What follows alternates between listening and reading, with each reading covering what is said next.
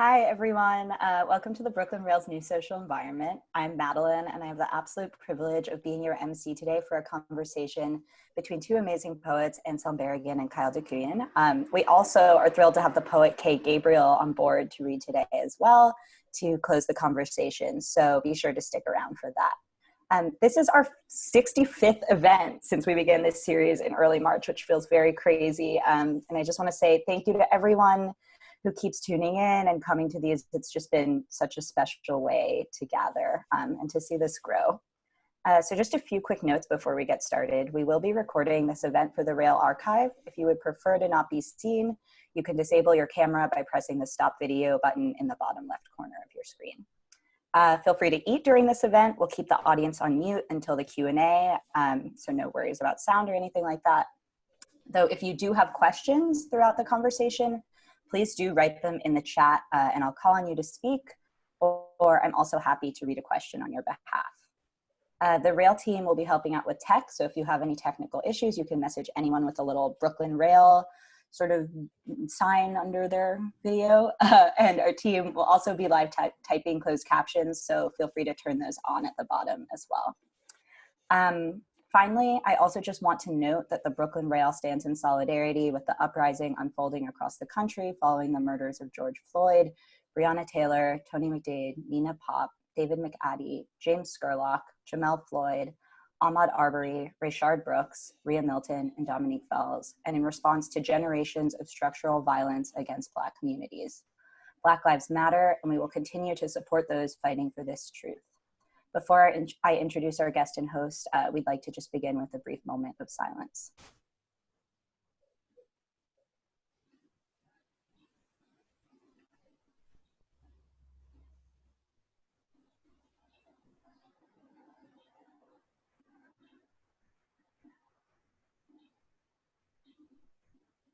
Thank you all so much.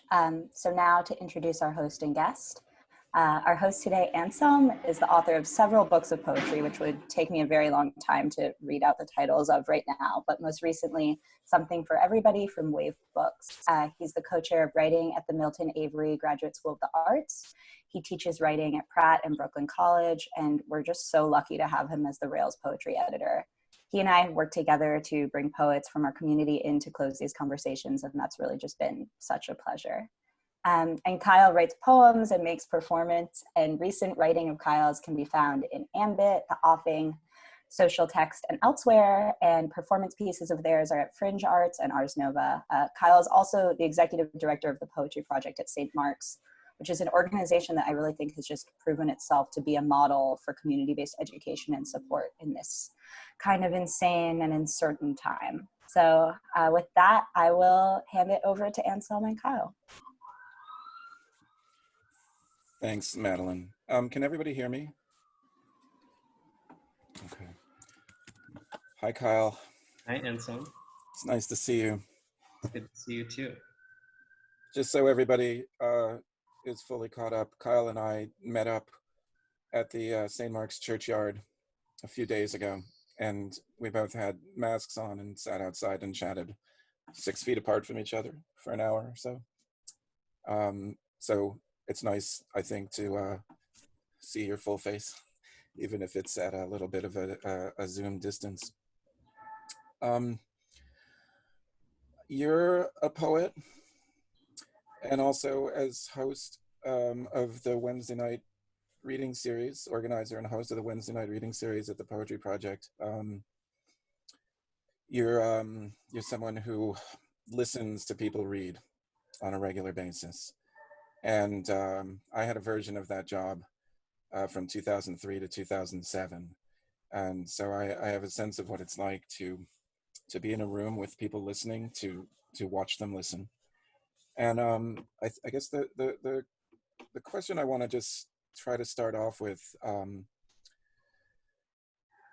focuses on listening. And I'm thinking of your poems, which in my experience, they often close in on how a phrase or an aspect of language is functioning, and then kind of move out from there into different arenas and areas. And then there's your work as an organizer and host of weekly readings that go on for 9 to 10 months. So over the course of a few years, it's a lot of work, a lot of reading, a lot of listening, and a lot of changes. And then I'm also thinking about this public space we're in, locally, nationally, and globally right now, where there's a heightened demand on institutions and individuals to really listen, to listen so as to make immediate, widespread structural changes, anti-racist changes in particular. And I'm also thinking that listening is a skill. This was something I thought about when I worked at the project, in that it's something one can get better at, right? It's not necessarily an innate ability. And I guess I'm just wondering, how do different modes of listening operate and maybe overlap for you in a moment like this? I know that's sort of a large question, but thinking of yourself as a writer and an organizer and a person out in the streets. Thank you. I feel like listening is the first work. Listening is the work before writing and before gathering. And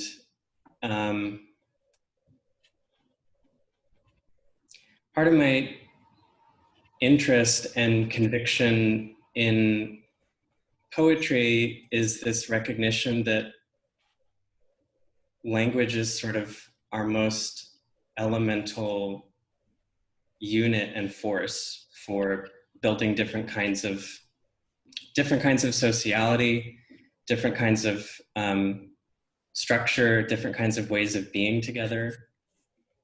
And that starts with listening before it starts with speaking. I mean, I think like I feel really attentive to the ways that we absorb language in us corporeally, like even before we process language conceptually, just the ways that we receive grammar and syntax and meter and those more physical experiences of language, the ways that registers in us before we get to any kind of meaning-making place, feels really important to me.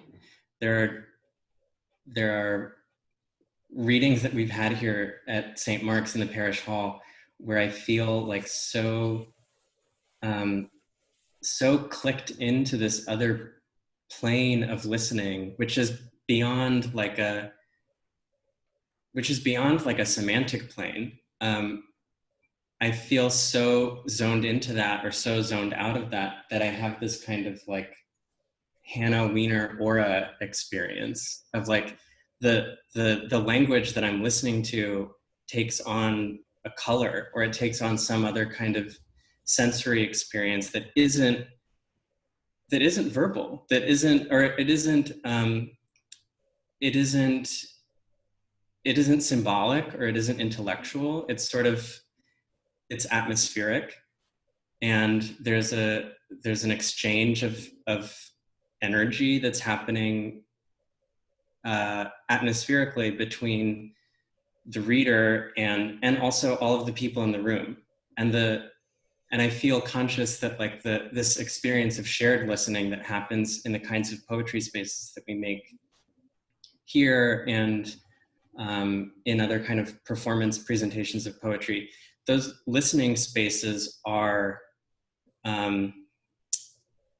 they're as much generated by the audience in the room as they are by the person who's speaking. Like there's something creative and original that happens inside of listening. And I feel really curious about that, because that to me feels like,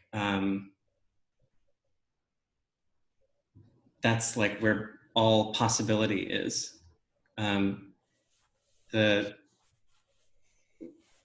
language and the work becomes activated by virtue of its receipt within myself, within people who I'm among.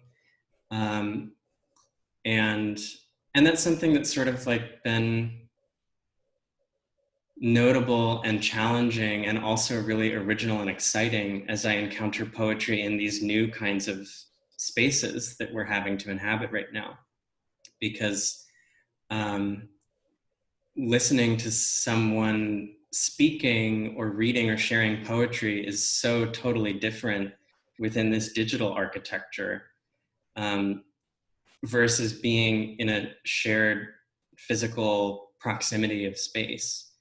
And there are new things that I get to observe, that we get to observe in these kinds of spaces. It's like so disorienting to me to encounter like the grid of people simultaneously,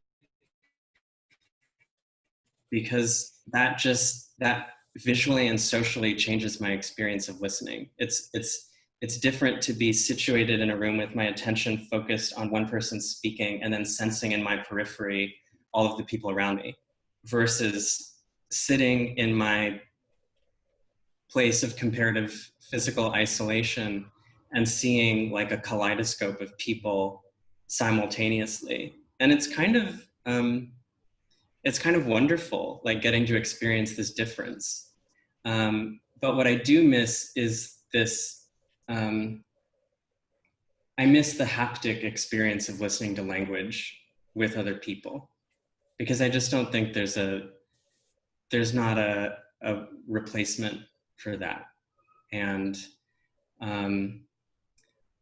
so much of the ways that we're having to be together right now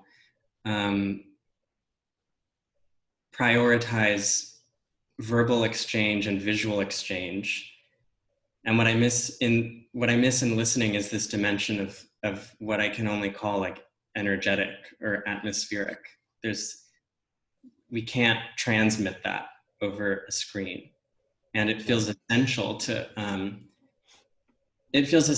the listening work of language. Just before we started the proper conversation today, we were talking about the demonstration yesterday for Black trans lives. And at that demonstration and at other demonstrations that I've gone to over the last few weeks, I remembered like how physically I had been longing for the company of listening, like being with people, listening to provocation and insurgency. I needed that. I think we all need that. Of course, like the reality of contagion, which is a continued reality, is something that we're going to have to contend with as we think about how to preserve that piece of this. Right. It's going to be a multi-layered experience going forward, and I mean, and we're in it. You know, I was thinking as you were talking about the experience of listening at readings at the church in particular, that there's this combined sense of listening to and also listening for, right? And that slight change in preposition there is about listening to what is materially being transmitted, and then also listening for maybe the ways that it's moving through people and then how they're kind of responding. I always liked to stand in the back of the parish hall at the church and both listen but also watch everybody listening. I mean, and there was some just sort of as a sense of making sure that everything was okay in the room too. But that interaction of occasionally watching somebody almost physically seem to resist the input at the beginning of a reading and then kind of settle in became something that I got strangely interested in, doing that job for a few years. I guess, you know, I just want to, I know this is not a necessarily a clear question to answer, in that the answer can't be clear, but how are you thinking about what gatherings at the Poetry Project might be like in the fall, in the winter? I know there's a lot of unknowns, and I know we talked a little bit about it the other day, but it's a practical question in a sense, and we're all sort of struggling with suddenly being together in very particular ways out on the street, and there's a kind of release with that, but then this sense of what's it going to be like when these spaces are available to us again? Yeah. How are we going to negotiate the sense of necessary distance and togetherness that we're going to have at the same time? I feel like the practical component is what is most unclear to me. But what feels actually very bracingly clear to me is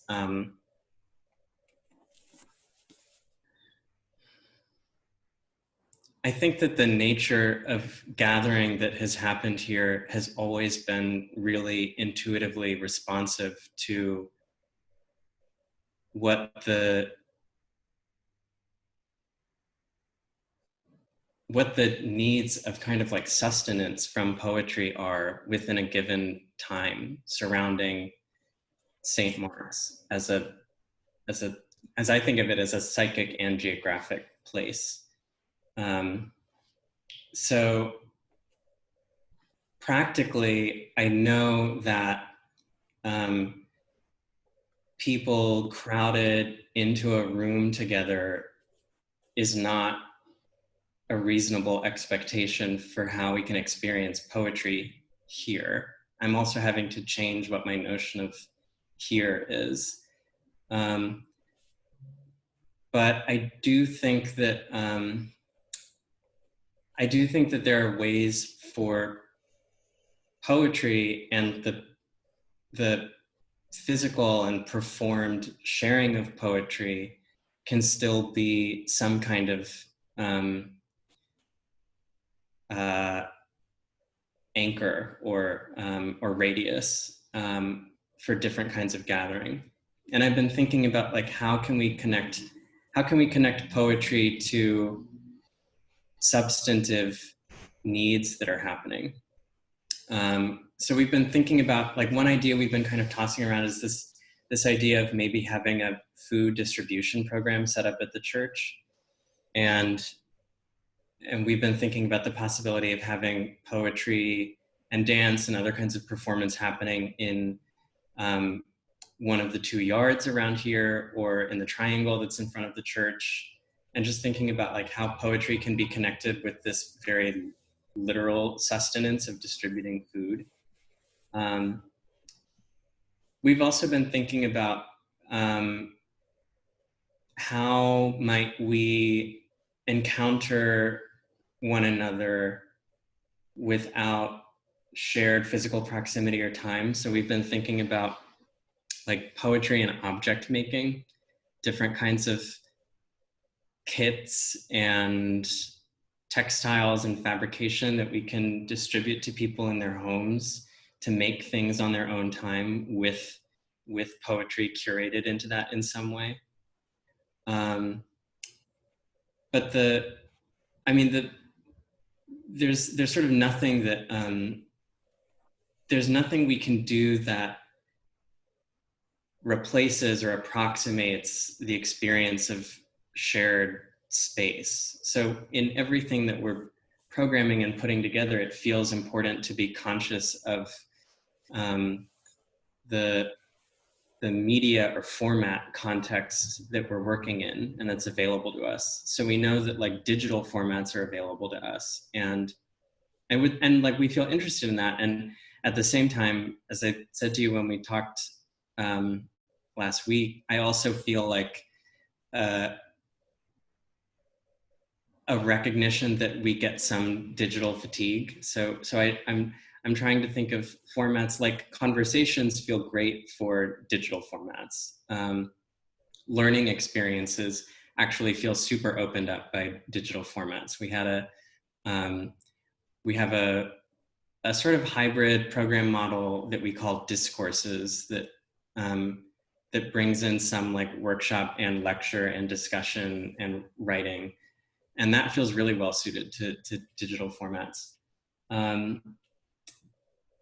But I also think that people like are craving shared space. So since we can't be indoors together, I'm curious about what outdoor time looks like. And that's in addition to having poetry being shared in like the physical space surrounding the church. I'm really interested in thinking about poetry in public space. We have, we have like the poems on the subways, which are lovely, but I'm sort of more interested in poetry that like disrupts public space. And specifically, we're kind of turning around this idea of how could we populate the city, the physical city where we're located, with different prompts. Because the generation of prompts so tied up with the spirit of the poetry project, just thinking about more radically open and collaborative ways of making. I'm thinking about Bernadette Mayer's work. I'm thinking about this new Madeline Ginn's book that I've been reading, edited by Lucy Ives.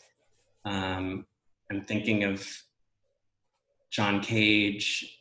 There are so many people who've passed through this place who think of writing and making as this incredibly open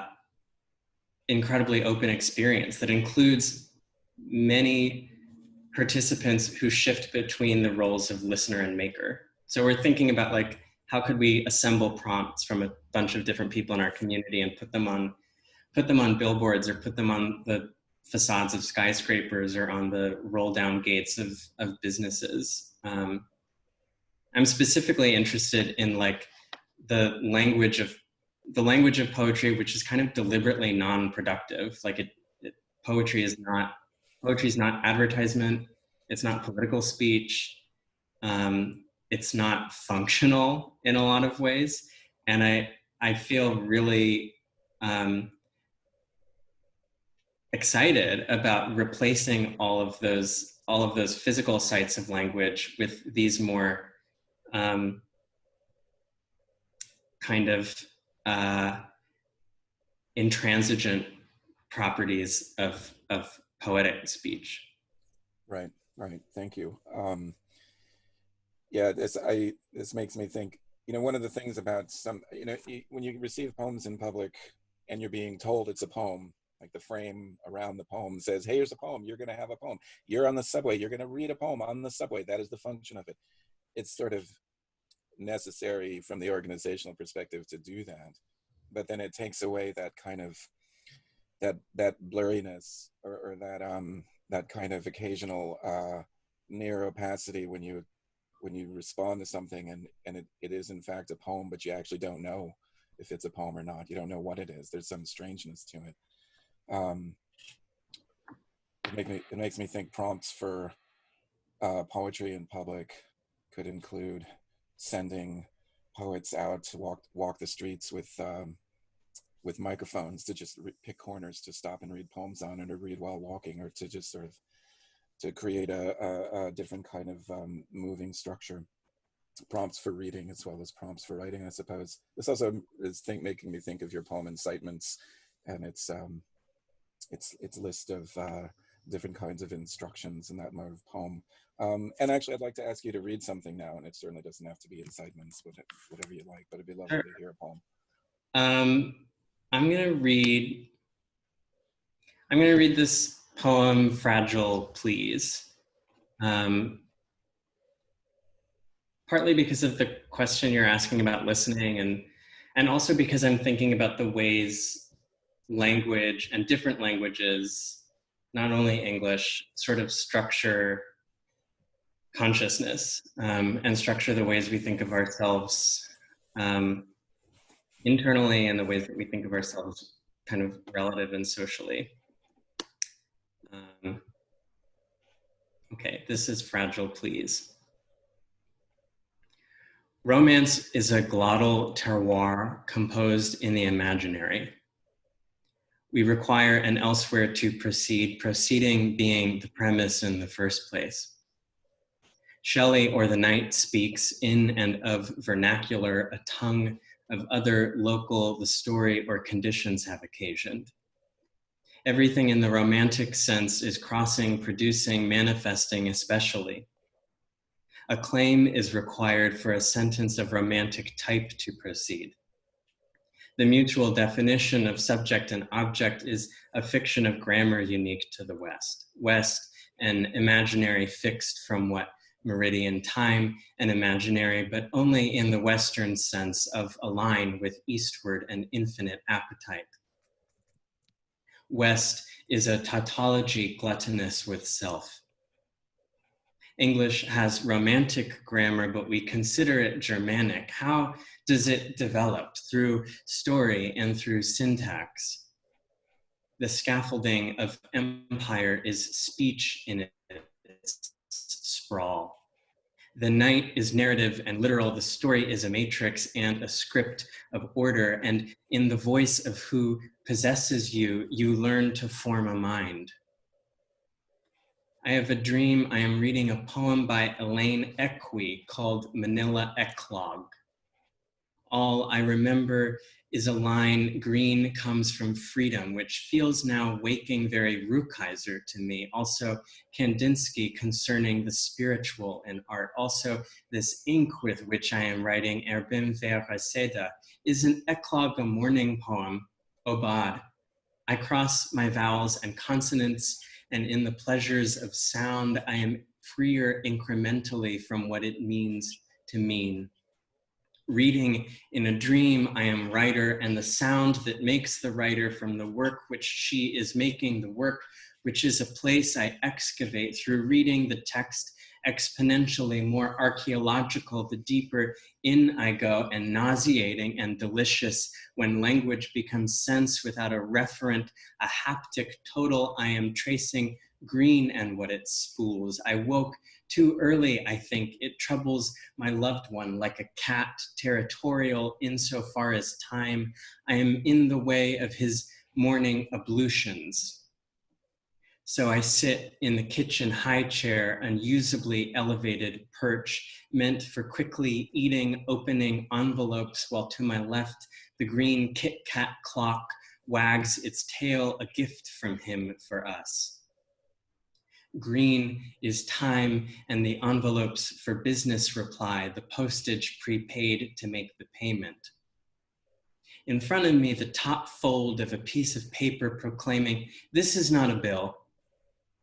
The piece of paper folded in what a kindergarten teacher would call accordion, detailing sums of money which correspond with various medical testing. The paper titled, This is not a bill, explains, your insurance carrier processed our claim for testing and covered some amount. This is not a bill.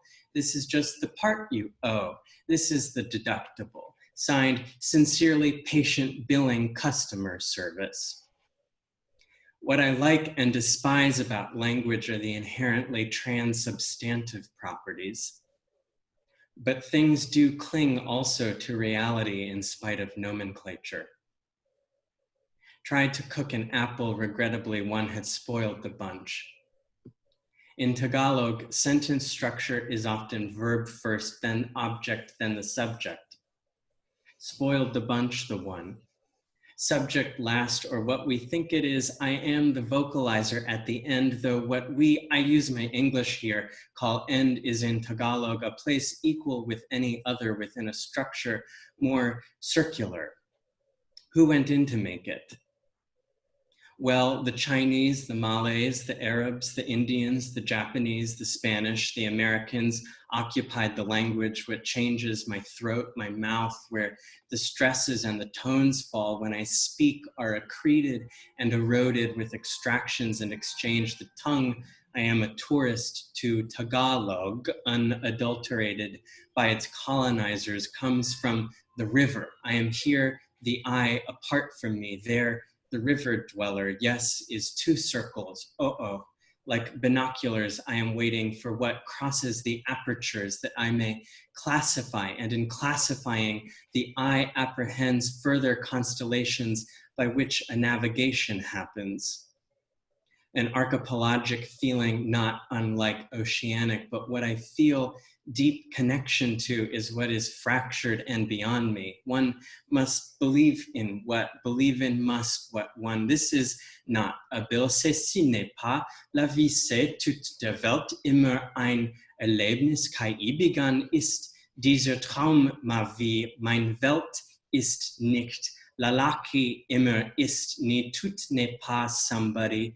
Niemand demanded, nach susalat ma danse. Jamais may I mandala la monde, the moon, almond, annuls, lundi, Dienstag, Mittwoch, Tangkali, in der Mitte von ma vie, I vivred der ich, there I dare I put the sum, somebody put everything somewhere.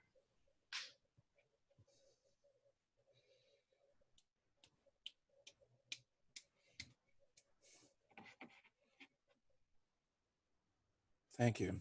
I'm so glad you read that. It's a beautiful, amazing poem.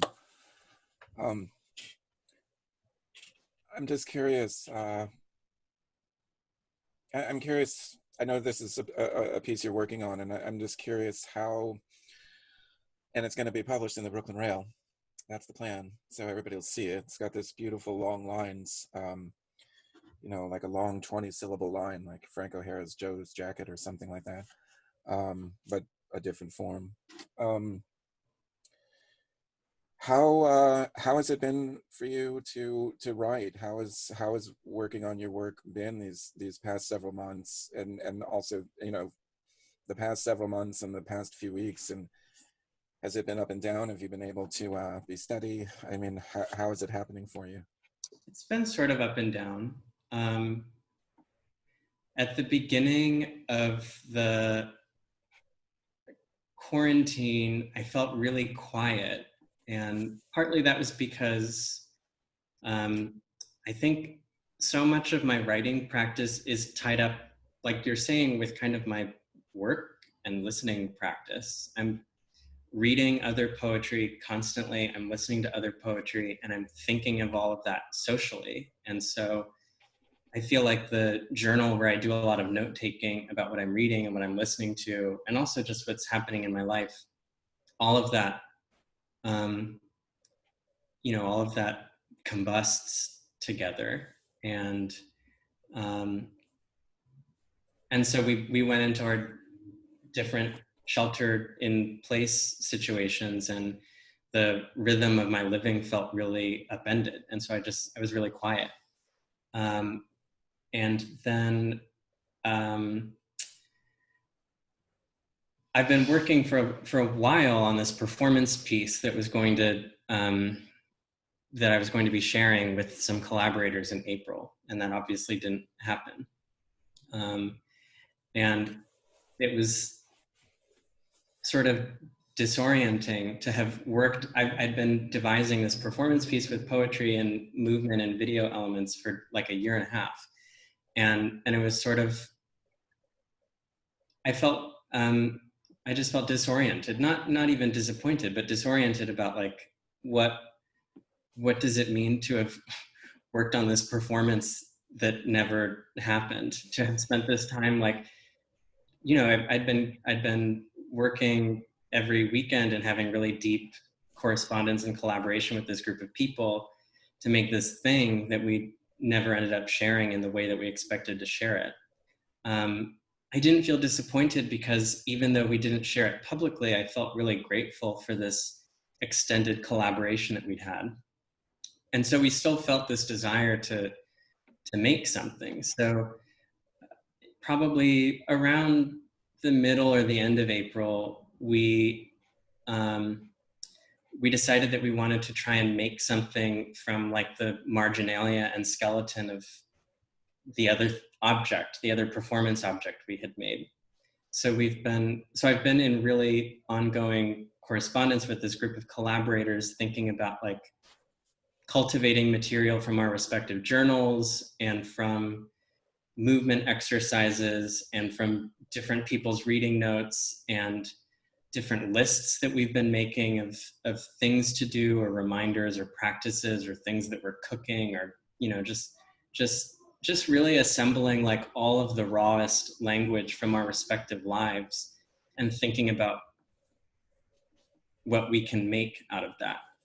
And that experience of just remembering that language is all around me, even when I'm not in the social context that I ordinarily am in, remembering like how abundant language is, has made me feel creative again. And I feel like, that's throughout my writing life. I'm always moving through periods of time of feeling really silent and feeling really generative and feeling like I'm more in a listener mode and feeling like I'm more in a speaker or maker mode. And when I'm feeling silent and when I'm feeling anxious in my silence, it's usually because my ego is asserting itself really loudly and expressing like a desire to be making. And so then I pivot to practices and experiences where I can learn how to relinquish that a little bit. So like a lot of this quarantine, I've just been cooking and going on long walks and looking at language on signs in the street and looking at language of literal garbage, like looking at people's detritus and looking at that language and thinking about the ways that garbage in this moment of like everyone being indoors is like the last artifact that we have of social context and seeing one another. So there's speech all around me, and I feel like the work that I'm really excited to do is not necessarily to be like my subjectivity as capital P poet. It's like, it's more to be a conductor of some other kind of energy and speech presence that's around me. I definitely think that New York City in particular, that the garbage of the city has a definite syntax, right? And your description of this process of getting ready to do this performance and then not being able to do it, but then having the materials of it kind of bend out and turn into something else reminds me of this interview with Fred Moten. I think it's the one that's in the back of his book, B. Jenkins. And at a certain point, he talks about being interested in the question, where do performances go? And I think he was sort of thinking post-performance, but then in this case, you're actually just, that's a kind of an answer, is this performance had to go somewhere, so it's gone into this other place. I'm curious, and this might be, you might have sort of answered this somewhat, but I noticed that in a bio, you're listed as a poet and a performer, and then there's another bio which I think was with the magazine, the poems that you published in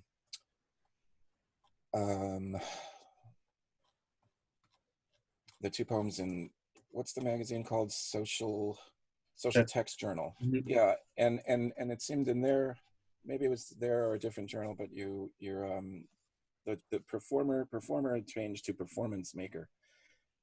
And without trying to be semantic, I'm just curious about the space between performer and performance maker. And is that something maybe you just delineated a little bit?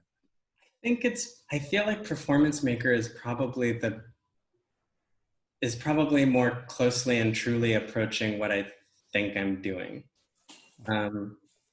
And part of that has to do with the aspect of collaboration feels really important to me. I feel like the most accurate description would actually be like, I am a participant in performance making, because it feels really important to me to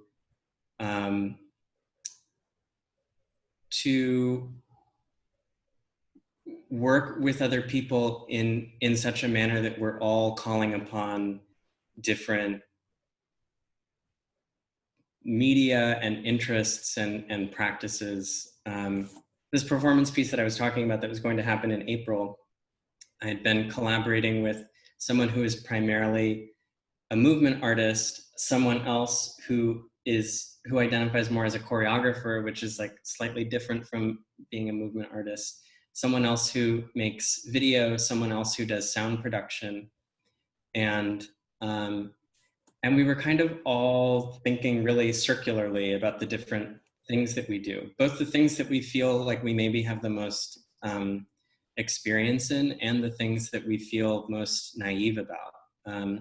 I love making movement work, and I love being embodied. And I think of dance and sound and visual art as these really important dimensions where language fails or stops short. And so I desire to be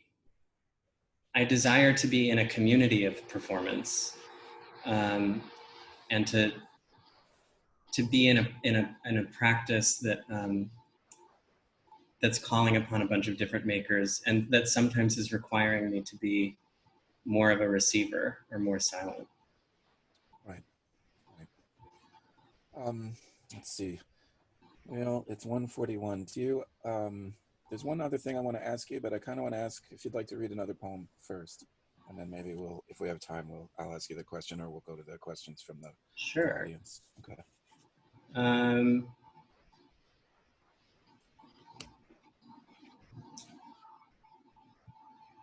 I'll read this shorter poem.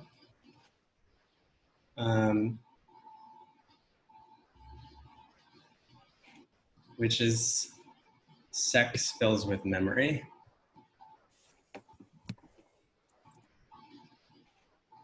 Sex fills with memory of other sex, forgetting. Brain like a weather vane rooted to a barn and echoing with entropy. Brain is an organ metonym for fire. Speech what the switch makes burn and disappear. You are in my ear with the part of you that tastes, and I hasten in my meaning to curl into a letter. Skin becomes a brain at the faintest stroke of memory. Mind lights the organs I am composed of, symbols, which have also truer function beyond what they inhere. In I am here, I am by means of preposition, the failure of a phoneme to salt the muscle of a shifting. Body, the mysterium, the abacus, the discs titrate to form the basis of a social sense. Alien conspiracies made lingual by anatomy. Mise en abîme, the faith of agony and pleasure, a net two bodies apprehend in one another. Mind goes, a blessing, I am vessel for what consuming I become. A pyre of you appear with every entrance I am getting. I am forging what the whole makes in me, makes a turning. When I think I am remembering, what I see and what I hold and what you are is disappearing.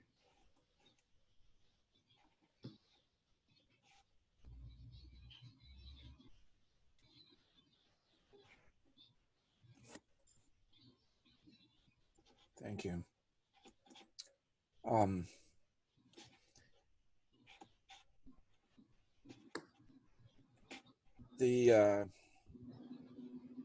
right, actually, I realize there's two questions that I want to ask you, and I'm going to at least ask this one. And I remember hearing you give a reading maybe a year and a half ago, 2 years ago, over at the Zinc Bar as part of the Segway series. And I remember you read some poems that you wrote, I think, while you were doing the Pan America outreach job, and you were traveling around the country and doing different kinds of workshops and conversations during the day, and then you were going out, and at least on some nights you were going out and looking for gay bars at night to in the different towns and cities you were going to. And I just sort of imagine that experience must have informed or further informed your sense of this country. And I'm just curious about how you're thinking about the country in terms of the personal geography you have kind of around it, and meeting all of the people that you met back then, and then the other travels you might be doing now. You know, and then how, you know, and then how maybe that like also informs your decisions as an artist and a performance maker and an organizer here in New York City. Yeah, I mean, so an important thing about that work that I was doing was I was traveling around the US once or twice a week to these different communities. And the main thing that I was focusing on in my professional work was talking with people about their relationships to news and to the media, and thinking about the different news that people consume and the ways that they think about what is factual and how they distinguish what is factual from what's opinion or perspective or conjecture or propaganda. And this is this was like 2017. So this continues to be a super fraught time for thinking about media. I mean, I think that like, one, we increasingly live in media saturated worlds, and this is heightened even more by the fact of our being primarily in our respective homes and encountering one another through content. Two, I feel really concerned about the ways that the ways that we've been divided from one another, and the ways that different communities have been manipulated by various political and corporate actors.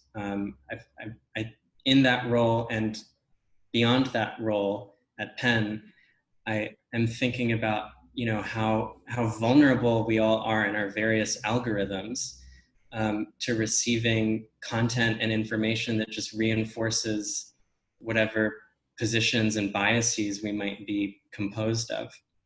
So I was traveling all around the US. I was talking with people about their relationships to news. I was asking them, like, how do you make a determination for yourself of like what constitutes news and fact and truth? And I was thinking about how so much of the divisiveness of this political era has been around different parties jockeying for some sense of truth and using language to do that. I mean, I'm just thinking about like the audio recording of the president saying like, you can just grab women by the pussy, and the ways that we've divided into camps that identify that language as harassment. I mean, I think of that as like clearly and plainly harassment. But there are other camps of people who are identifying that language as locker room talk. And I think about the ways that language is used to kind of cellularize us from one another. So that was very on my mind as I was doing this work in like 2017 and shaping my sense of how fractured we are nationally. At the same time, as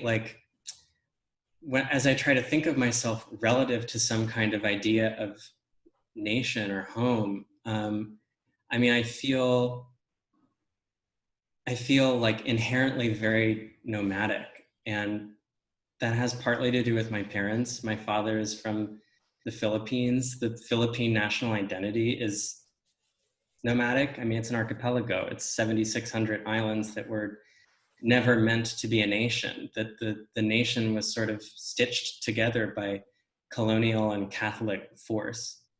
So that's like one half of my identity relative to nation. My mother was the child of a geologist, and so she spent her whole life traveling around the world, moving from place to place. So I feel like I come from two halves of displacement. And within the US, I feel like not necessarily of this fictitious nation. Where I do feel at home is in these kinds of deliberately counter spaces, which are like, for me, queer spaces. So so that was why, like, as I was doing all of this work related to media during the day, at night I was seeking out, like, what are all of these queer spaces in Omaha and Tucson and Miami and Kentucky, because I feel at home among people who have deliberately staked their place on the margin. And I think that these marginal places are kind of constellated with one another beyond themselves. I think of the Poetry Project as another kind of deliberately marginal place. We're sort of willfully on the margin of poetry culture, literary community. And I feel connected to other poetry communities that are similarly positioned. I don't know if that, I don't even remember what the question was relative to. No. But I think, like, I feel like language stakes a place for me inside of some kind of going. I feel like constantly proceeding further and further to margin, and language is the means where I can do that. Right. And I thank you. The one of the interesting things about working at and for a place like the Poetry Project is the sense that it's on the margins. It's also in a neighborhood that's changed a lot from when it started in 1966, the East Village. And the marginal there's a lot of marginal, different degrees of people living on the margins in the East Village, and then there's a lot of just sort of compressing that out in different ways. But also the project's been around now for over 50 years, and so it has some institutional status, a history, a deep archive, but it's an intergenerational community. And I remember when I was working there, one of the tasks I felt was that you want to maintain a balance of keeping the doors open for the people who've been around for a long time, and then also making sure the door is open for people to come in who are new to the place and who aren't necessarily young, but often are, so that the place can kind of keep track of itself in time, but also move forward and change, which I'm sure feels, it always felt urgent. I'm sure if you are thinking about that similarly, then it probably feels especially urgent, and not just right now, but over the last few years. Yeah, I mean, I feel it's like it's a space and organization and community that has constituted itself from lots of different kinds of counter energy. But as you're saying, just by virtue of survival over decades, that counter energy forms its own institutional territory. And part of the complexity is that I feel a responsibility to continue to preserve and support that that history.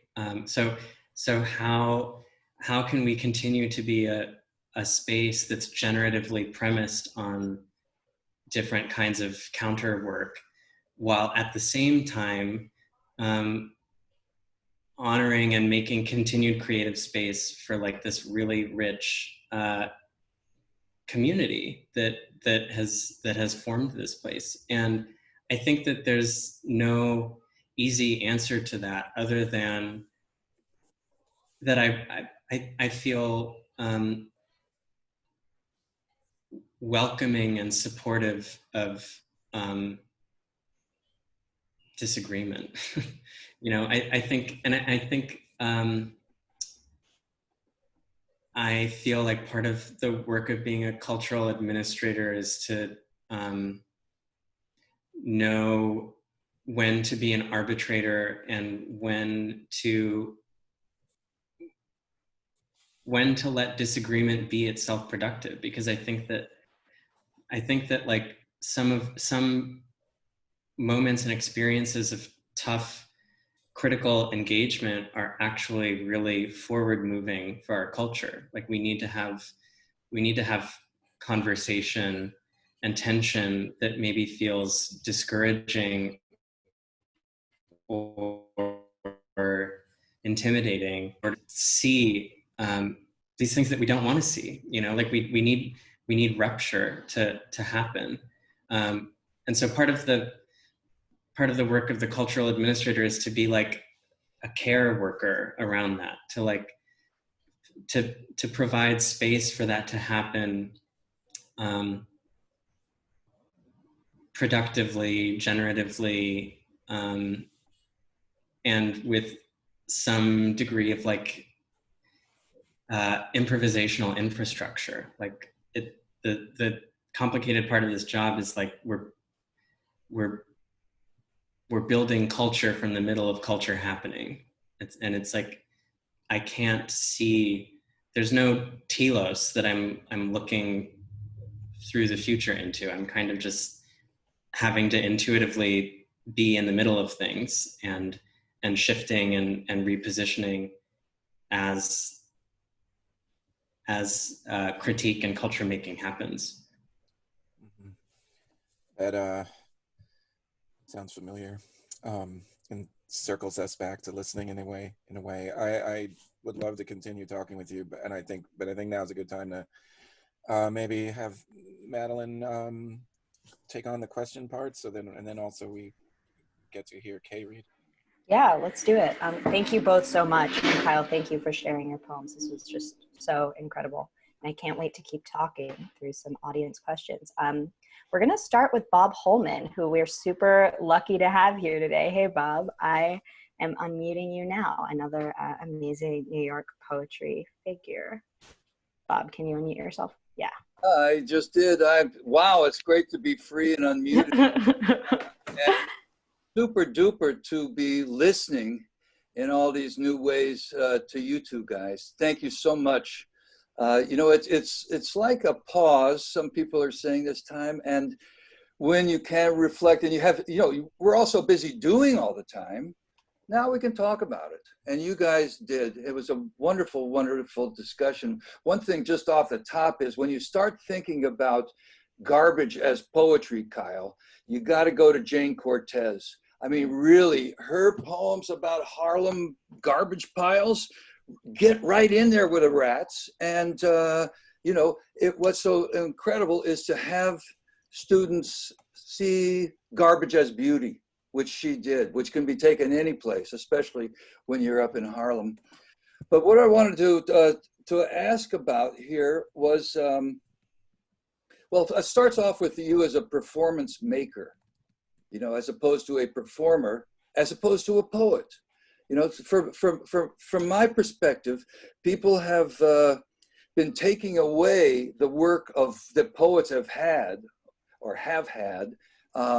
and giving it over to other arts. This whole thing about performance is something that poets have been doing for millennia, and now it's part of the visual art world for capitalist reasons, in my opinion. But you, as the director over there at the Poetry Project, talked about a couple of ways of making in the future that I think are really, I'd like to hear a little bit more about. One of them was this, the way you're the caregiver to disruption, and putting poems up where you don't see them and you don't know they're poems, you know, which has always been one of my great desires. Is just to, you know, my job is to go up and give a poem. Nobody knows it's a poem. Is he crazy or not? You know, that's, you know, that is definitely the way that Ted Jones talked about it. You know, don't worry, don't shoot, I'm a poet, you know. So being on the billboards. But it's the other idea that you talked about that I found so most interesting, which was to build a poetry reading around food distribution. and get that, have that audience be listening, and and have the poets be eating, which is what they do usually anyway. But could you talk a little bit more about how if you've got how the food distribution would help to keep the audience distance from each other, and how you might go about really getting the church to be a church over there, distributing food and poetry simultaneously? Nothing could be more utilitarian. I mean, I think all of it for me comes from a really anti-capitalist place, and desiring to free poems from being functional or commercial objects. So I both in performance and then really thinking about poetry within a context of food distribution is like, how can we situate poetry inside of whatever kinds of new structures of mutual aid and compassion we're envisioning? And that requires some attention to where need is. And I'm seeing in this moment so many amazing food assistance and food distribution programs being set up for communities that really specifically need that. And I think of poetry as having one of many functions, being the work of sustenance or nourishment.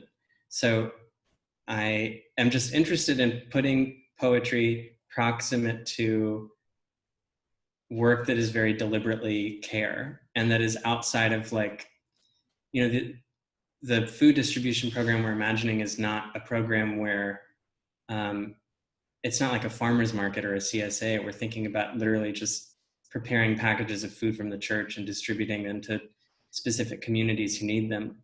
The poetry would be happening in the East Yard or in the triangle that's in front of the church, and would just be kind of freely available for listening to whoever passes by that space. Same thing with poetry that we're imagining in public space is like, how can we make this available and engageable for anyone who enters that space? And I think I have interest in poetry being in these contexts that also disappear, like in contexts that are deliberately not books, contexts that are part of the interest that I have in performance making is that, like, to Anselm's and Fred Moten's question of where does performance go, it disappears. Like it doesn't try to hold on to any kind of permanence. So I'm looking to deliberately ephemeral, deliberately care-based contexts where we can experience poetry and one another, and then let that go. When are you going to do this? When you start handing out the bags? That might be as soon as this summer. Okay, that's what I wanted to hear. Yeah. Some of the other stuff, like the public space projects, I think we're looking more to the fall for that. Yeah, fantastic. Thanks. This is super exciting. We can't wait to see what you guys do. The next question is from Jay Sebastian. I'm gonna unmute you now. Hello, Kyle. I guess my question was related. I think you and Anselm kind of talked about it a little bit. I was thinking about the relationship between like poetry and truth. Thinking about how, I guess, like the visual arts, like visual art movements such as like Dada kind of reappropriate words or kind of create words in like the semantics of, I guess, of language, I guess. And yeah, that. I think I feel really suspicious of the word truth, and I feel I feel like language doesn't have any kind of true integrity. So part of my interest is in being attentive to the ways language is being used and drawing sort of critical attention to that or troubling it.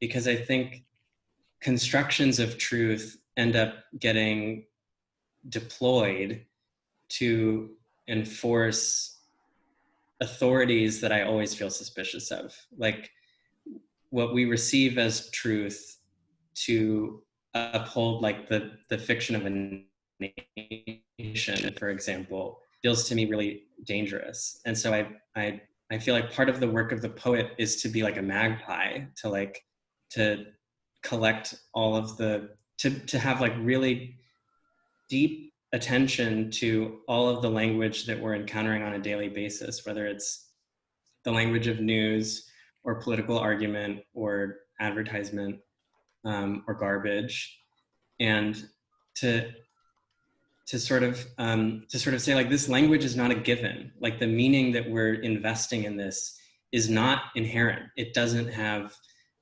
It's not inherently true. So I sort of feel like the function of poetry is to present like a whole spectrum of otherwises that we could approach language with, because this idea of like a inviolable truth is one that feels very dangerous and authoritarian to me. Okay, thank you. Thank you so much. Next, we're going to go to Aram. Aram, I'm unmuting you now. Hi, Kyle. First off, I really like what you're saying about poetry, so I totally feel it. But I wanted to ask you, I know at the beginning of this conversation, you really vouched for listening to poetry in a communal space, and I totally agree. But, you know, prior to the 20th and 21st centuries, most people had their experiences with poetry in private spaces. You know, nobody was reading Milton in a gay bar. It was probably in their house. And I wanted to ask you, why do you think communal readings are so important in the modern era versus the contemporary? And how does it amplify the work as a whole? Or it does it like not really matter? I think, well, I actually think that like if we really go back to origins of poetry, there's always been some aspect of orality and sociality and listening. When I think about like poetry in classical Greek context, in the context of other like really early civilizations, there's always been a dimension of like poetry is language that's meant to be listened to or transmitted. That physical context hasn't always looked the same, and so even when we're reading poetry in spaces that we think of as private, when we think that we're alone and reading poetry, when I'm reading poetry, when I'm reading a book and I'm alone, I actually still feel some kind of social experience of listening. Like the language is still registering in me in a physical way. I think also about like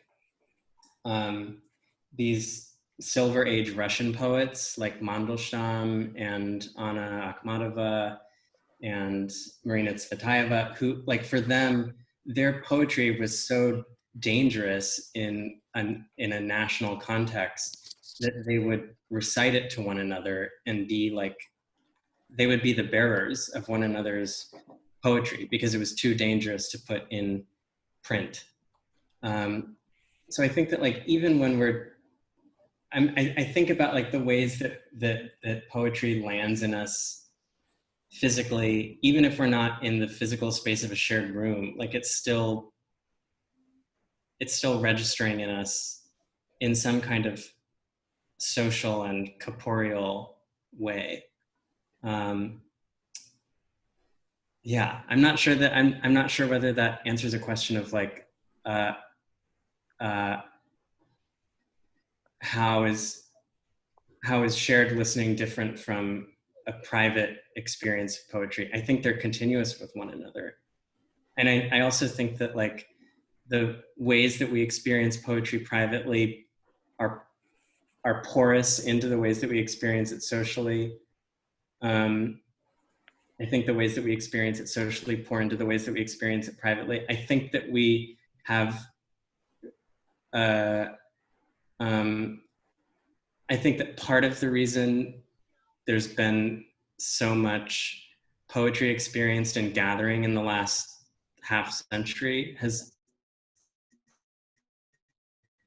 had to do with like the specific connection between poetry and different kinds of social movements. I think of like the place of poetry in different kinds of community action and social movement that have happened in the last 50 years. But that's always been the case. Like the language has always been connected to the social and political context that's happening around it. Amazing, great. Thank you so much, Kyle. Next, we are going to go to Fong, our publisher. Fong, I think you're unmuted now if you want to ask your question. Yes, thank you, Kyle. Thank you, Anselm. I just want to follow Sebastian in the previous question.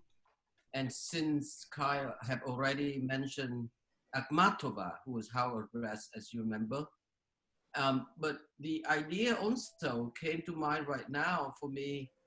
Growing up in Vietnam, poetry was very important because the political oppression was very intense. The only time that you can really express your freedom or any form of human necessities have always been through poetry. And I just think of Boris Pasternak for a moment, you know, as you remember, who kind of gave up science and for poetry, committed his life to writing and translating. He translated Goethe, translated you know, Schiller, and certainly Shakespeare. And he was known for his translation. And I remember a story during the several day long Soviet, you know, Writer Congress in 37, during the Moscow trial that lasted for 2 years, 36 to 38. When each day everyone came and they were forced to express profuse thanks to Stalin, who was like the father Stalin, the new model of truth, just to speak for truth in that sense. Pasternak was in total silence the whole entire time. And he was standing right next to Andrei Zhadanov, the Stalinist killer. And one day he asked, like, you're gonna get arrested anyway. You know, maybe to say something that we all can live by, because, you know, they all kill, all of them. So Pasternak accepted, walked on the stage, and what he did was he gave a number. That number is Sonnet 30. All he said was, he gave it a number, and 2,000 people stood up and start recite. You know, went to the section of sweet silent thought. I summon up remembrance of things past. It's so powerful. I just want to share that with you guys because that was something I learned from my first year Poetry 101 class with Stephen Burke in college. And, you know, so poetry, as Baudelaire said, you can live without food or breath for a few days, but never poetry. Okay, so now get to my question. Kyle, your commitment to Pan America was very intense. And that organization was formed in the 20s, I don't know, early 20s, maybe. It's been around with us for a while. And since we have several people here, me and Bob Holman, Anselm Berrigan, these are people, you know, like yourself who are, you know, able to maintain your autonomy as a poet, but you also learn how to curate and organize events, bring people together. So what did you learn from being at Penn, your experience, and what do you bring from that experience to the poetry project? I think one thing that was really new and important for me and why I chose to take this position with Penn was that I was interested in connecting literature and poetry with specific activist contexts, and bringing people into literary spaces who wouldn't ordinarily be in literary spaces, or people who don't feel like they have a deep relationship with poetry, or people who don't feel welcomed by poetry. I feel interested in helping to create gatherings where the opportunity for connection and engagement around language is opened up in some way. Because I think that, you know, part of the wonderful and also challenging part of poetry culture right now is that, you know, we form these really tightly bound communities around poetry of people who make and share and listen to one another. But I desire to like challenge and break that open a little bit, and to give space for other kinds of listening and participation to happen. And so like the work that I was doing with Penn, I was meeting and working really closely with people who think of themselves as writers in these different communities, who are writers. But I make that distinction because I was also connecting with people who really do not think of themselves as writers, and who do not think of themselves as readers or active participants in literary culture. And so the work I feel like I'm always going to be engaged in is how to make that more open, how to make that more challenged too. Thank you. I mean, I love to hear that, and let's see, we all can find way to collaborate and cross-pollinate, and that goes for, you know, Boundary Poetry Project, that goes for Poetry Project, and all of our friends and brothers and sisters in the community, because I think we need, as you say, to unify all our friends together and collaborate and do more other things. Thank you, Kyle. Thank you so much. Now I'm seeing a question from Mario. Mario, I'm unmuting you now. Cool, thanks. So I guess I'll just go ahead and read it since I already wrote it out. So Kyle, I had a question since you had discussed earlier the ideas of language and truth, and ideas that can be communicated through language. And since language can be interpreted broadly as sort of any system of symbols and what those symbols represent, I find that written and spoken language specifically is usually constrained to the linearity of logic. But it seems to me that the aha moment in many poems I hear, including the ones you read today, is when that sort of linearity is somewhat escaped by the poet. And I find that for me, that always happens by accident, but I was wondering if you had any insights on how you can sort of facilitate that to happen more often, or more intentionally in your poetry. Yeah, I mean, I think that a big part of this is grammar. And I think about the relationship between grammar and obedience, and the ways that we're expected to perform and present and articulate ourselves within different kinds of conventional grammars or obediences. So what I try to practice for myself is like, how can I rewild language within me? And so in order to do that, I feel like I have to first be attentive to whatever pressures of performance are happening in me, conceptually, consciously, physically. I'm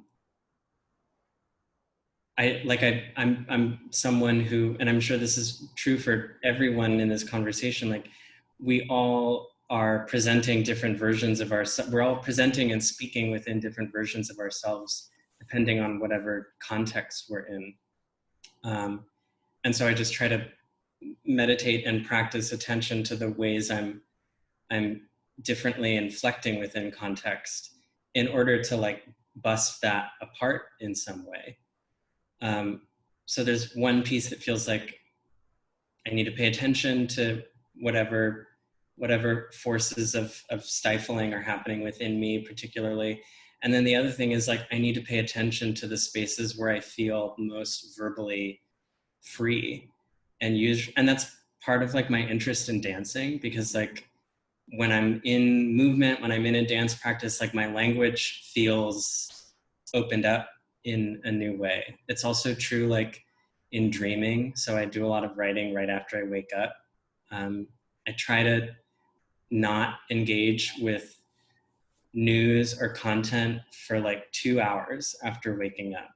All the language that I'm engaging is either dream language or poetry that I'm reading, because I'm trying to like, as we had a performance here in Westenbaum, and he said that he was improvising on the piano, and as he was improvising on the piano, he was saying that he's trying to get ahead of endlessly self-canceling, over-rehearsed speech.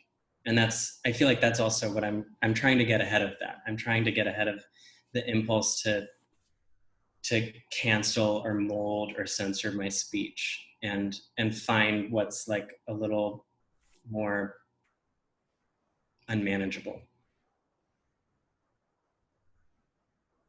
Oh, I think Mario's muted, but Mario, I'm just going to assume you're saying thank you for that answer. This has been so wonderful. Before we quickly hear from Kay, I very selfishly want to ask one question, Kyle. Your use of the word local in the first poem that you read, I was just thinking so much about it, and it reminded me just very quickly of like my favorite Alice Notley poem, Mid-80s, which I have right here. And it begins with, "I'm not on a mission, I'm not local, I have never been so." And I've just been thinking a lot about like attachment to place in this specific time where all public institutions are closed and we can't really comfortably be outside, or at least be like in the world or connected to place in the way that we're used to being connected to place. And I was wondering if you could just like speak for a second about how you're feeling like place or your understanding of place is shifting in this time and how that relates to your work. I feel like I love localism in a lot of ways, and I really want to support.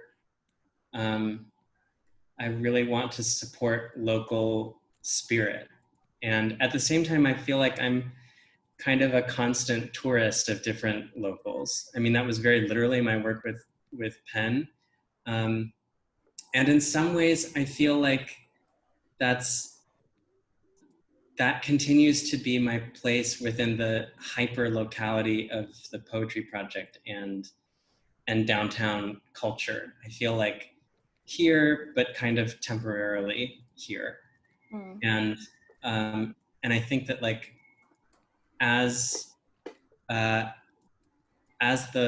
the locality here is shifting, and it's always been shifting. Like it's always been precarious. It's always been disappearing. And at the same time, those conditions of precarity and disappearance have always required reinvention. And so I feel like part of how I'm thinking about locality is just like, how can I continue to provide the resources and the structure that are necessary for that ongoing shedding and improvisation. The worst thing would be to like concretize local energy and make it static. And the necessary thing is to give it space and material for reinvention. Amazing, thank you. That's really sort of comforting to hear. So before we go to Kay, who I'm so excited is closing the event today, I just want to say thank you all for coming. And tomorrow we have Ann Pasternak and Ben Jones in conversation with Dan Salek, and that will be at noon rather than 1 p.m. So if you're interested, just note that new time. But so Kay Gabriel is here to read some work before we all say goodbye. And I'm a big fan of hers, so this is really awesome. She's a poet and essayist. She's the author of Elegy Department Spring, Candy Sonnets 1 from Boat Press. And with Andrea Abi-Karim, she is co-editing We Want It All, an anthology of radical trans poetics, and that will be forthcoming from Nightboat. Yeah, so Kay, I'll hand that over to you.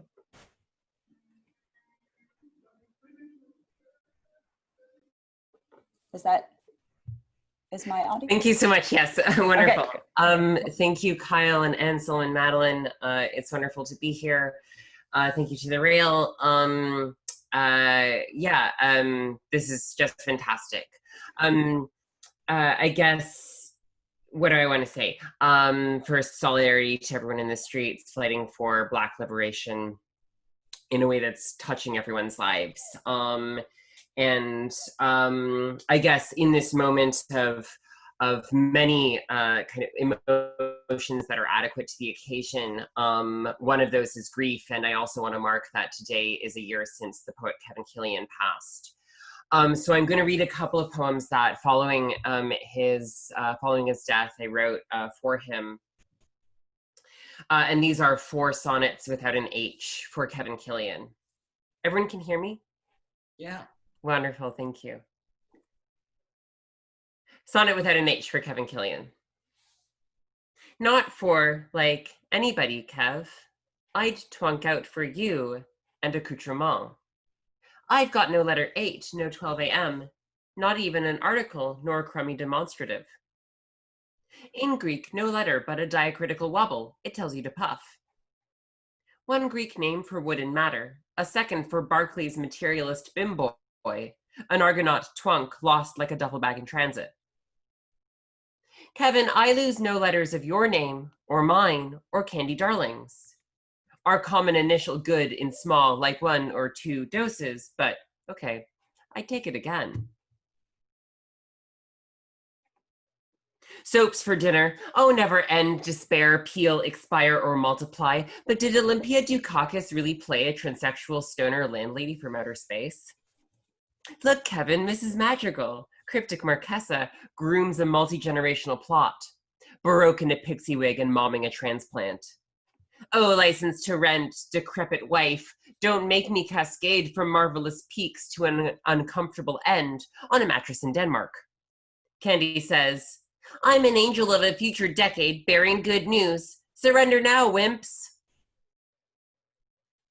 So do you want to live or do you want to funk all night? A television angel demands all, a watery grave to sit on in queenly perpetuity on Carroll Street in piteous Brooklyn. Will nobody palpate a decade into its Superfund site, or rise again like Britney did from 2007? A taste of your lips on a karaoke mic, Kevin. First poison, second paradise, in an interior tense. Don't stop Sylvester, nor a sure comeback in a scene kid swoop. Mistaken for decadent eyes, lips, tongue, and piercings kind of vibe, you know? You get me. And finally, salute to private language diagnoses, blondes collected to Candy's platinum arms. In a private language I discovered, do I like Bataille or do I like Bataille? Does Bataille like me? Does Kevin like Kylie?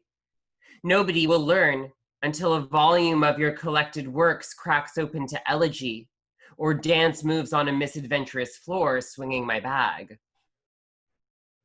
In a private language, I told you wow, and you said wow, wow, wow, and everybody else administered an additional wow until it was time, please, to say it again. Okay, and I'm going to read one more poem today. And this is, well, I kind of finished it this morning, or I finished this portion of it this morning, so it is like of the moment. And the title is Year Zeros. If no ideas, but in prisons we shall have no ideas, nor the city its bridges. For scare quote arterial, say digestive or intestinal. The blood is elsewhere and the circuit can't take a pecunious shit. Brooklyn's coming to eat the 88th. Our bedrooms, private hospitals, discharge us onto the streets. Well, we ditched them first. They had nothing left to teach us. No Bon app, no bedhead coffee, nothing true except made actual. The Who Streets gospel going into the meat world. Dear Cam, the commune turns 149 this May. Haiti as old as invention, you and me as the 90s gruel. Our streets, the waste and water piping, ours, say the car horns, outside black mold NYCHA apartments. Ours from pretty Sunday Sunset Park to MDC off 3rd. If you're inside pounding, the out here will mic it back. A feedback screech discrepant until no cages is a singular truth. Ours, so everyone on and of them, intend to disperse, swell and amplify, metastasize, delimit the ideational non-place where, when you're back, we'll be having rice and pulses, holding gases, kiss and flip off the 1 or 2 remaining pigs, since 2 months back we put up an anti-monument to the flaking shit crust memories and DOCs. And everyone passing it moons the empty space, or flips the bird, or repossesses a torched precinct in the absolute mode of quit your jobs. Thanks, everyone. Thank you so much, Kay. And thank you, everyone. Thank you, Kyle. Thank you, Anselm. Thank you, everyone who is here today. We're going to unmute the audience now so people can say goodbye on their way out. Or you could, yes, so you should be able to unmute yourself now, should you wish. Thank you, Kyle. Thank you, Anselm. Thank you, Kay. Kyle. Thank you so much. That was beautiful. Thank you. Hey, This was great. Thank you, everyone. Thank you. Thank you so much. Hi, Mary. Thank you for coming. Hey, Thanks, Kyle. thanks for having Thanks, us. Kay. Like, Thanks, Anselm. As always. Hey, Jeffrey. Bye-bye. Thank you. Thank you so much. Yeah.